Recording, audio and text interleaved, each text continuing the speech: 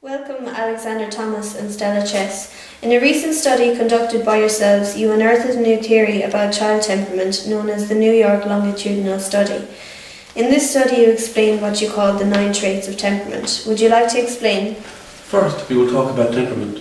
This is a biologically based propensity for individuals to react emotionally and behaviourally to events in a certain way. Our study determined how temperamental qualities in childhood affect how a child fits in throughout life. We rated infants on 9 temperament characteristics. If a child rated high or low on any of these traits, it could be a cause for concern in terms of the child's temperament.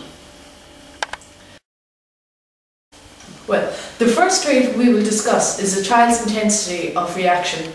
This refers to the intensity of a child's reaction being positive or negative.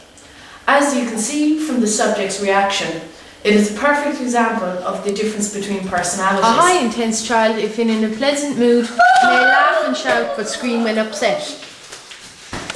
Whereas a slow intense child may portray a quiet, gentle smile but may only whimper if upset. The next trait is activity level. This trait is very interesting and it varies dramatically from child to child. The reaction shown in the subject here is a brilliant example of child's activity level and the intensity of each one's play. A child with high energy will use certain motor skills like running and jumping more often than a child with lower activity levels, who may really put more emphasis on drawing and putting puzzles together for entertainment. A low energy child simply drawing for entertainment. A high energy child. Adaptability. This looks at how a child responds to a change of situation. A child can adapt swiftly or slowly to a new routine, place or person, etc. It may take hours, days, months for this child to adapt.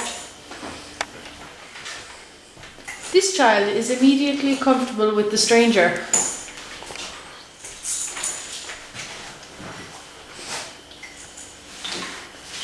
This child is uncomfortable and holding back from the stranger.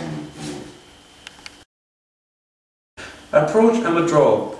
This trait looks at how a child first responds to a new person or situation. One child may change quickly and feel immediately comfortable, while another child might feel uncomfortable and hold back from a situation.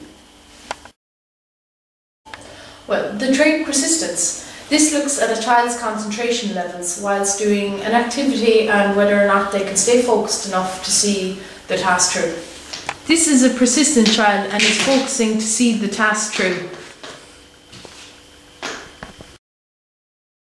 Rhythmicity is the regularity of sleeping and eating and other regular patterns in a child's daily routine, whether or not a child sleeps regular or if the patterns are irregular. This is an example of a child with a good sleeping and eating pattern.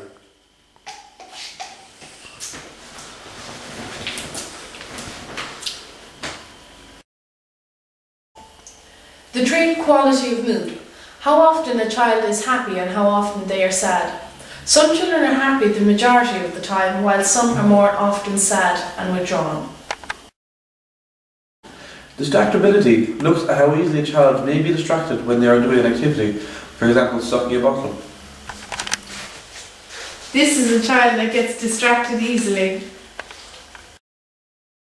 Finally, the trait sensitivity. This looks at how strong a child's reaction is to such things as loud noises or a sudden bright light.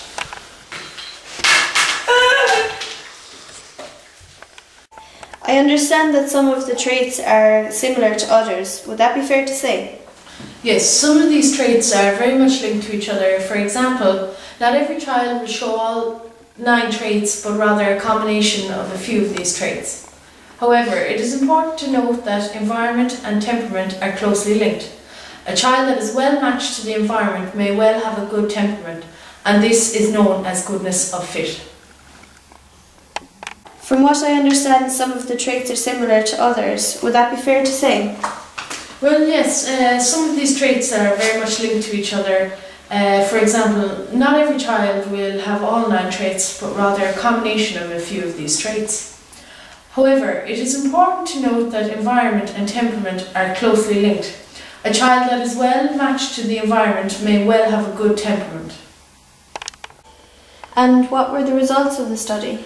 Well, the children's parents were asked to fill out reports of their baby's behaviour, and from this the babies were scored from the 9 traits into 3 categories: easy babies, difficult babies, and slow to warm babies. 40% of our sample were easy babies, which meant that they had regular feeding and sleeping patterns and they weren't fussy about their food. Difficult babies. 10% of this sample, according to parents, were fussier eaters and sleepers, often irritable, threw tantrums when angered, and cried more often than other children. Slow to warm up babies consisted of 15% of our sample.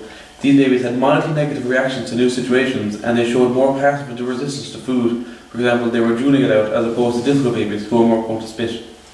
Then finally, inconsistent. 35% of the sample. They showed mixtures of traits that did not add up to a general categorization.